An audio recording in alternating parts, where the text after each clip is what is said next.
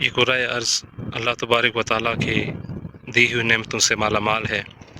اور ان نعمتوں میں ایک نعمت قدرتی فطری مناظر ہیں، خوبصورت مقامات کہ جن کو اللہ تبارک و تعالیٰ نے اس زمین پر تخلیق کر کے اس کی خوبصورتی کو دوبالا کیا، لیکن حضرت انسان ان قدرتی مناظر کو، اس فطری خوبصورتی کو اپنے مقاصد کے لیے، اپنے دو پل کی آمدنی کے لیے اس کو ضائع کرنے کے درپے ہے۔ دیگر ممالک میں قدرتی مناظر کو، فطری خوبصورتی کو محفوظ کر کے رکھا جاتا ہے، لیکن افسوس کے ساتھ ملک پاکستان میں جب سے لینڈ مافیا اور ہاؤسنگ سوسائٹیز نے جنم لیا، قدرتی مناظر دن بدن کم ہوتے جا رہے ہیں۔ گزشتہ دنوں پہاڑوں کا عالمی دن منایا گیا، لیکن افسوس کہ اب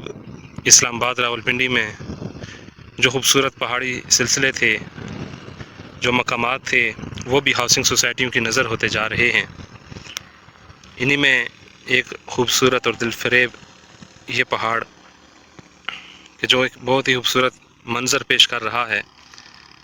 اور انتہائی دل فریب نظارہ پیش کرتا ہے، لیکن افسوس کے ساتھ ایک ہاؤسنگ سوسائٹی نے اس کے دامن میں بھی اپنے پنجے گاڑ دیے ہیں، اور اب محسوس یہ ہوتا ہے کہ کچھ ہی عرصے کے بعد یہ پہاڑ بھی اپنا مقام کھو دے گا، اس کا وجود بھی یہاں سے ختم ہو جائے گا،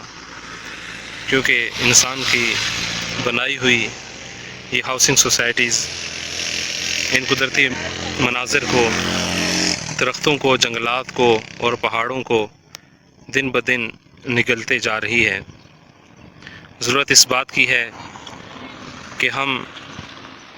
درختوں کی حفاظت کریں، جنگلات کی حفاظت کریں۔ گویا کہ آج ہم کچھ دولت ان قدرتی مناظر کو ختم کر کے کما رہے ہیں، لیکن یہ آئندہ آنے والی نسلوں کا اثاثہ ہے۔ یہ خوبصورتیاں، یہ قدرتی مناظر ہم ان کے لیے محفوظ کر کے رکھ دیں، جس طرح ہم دولت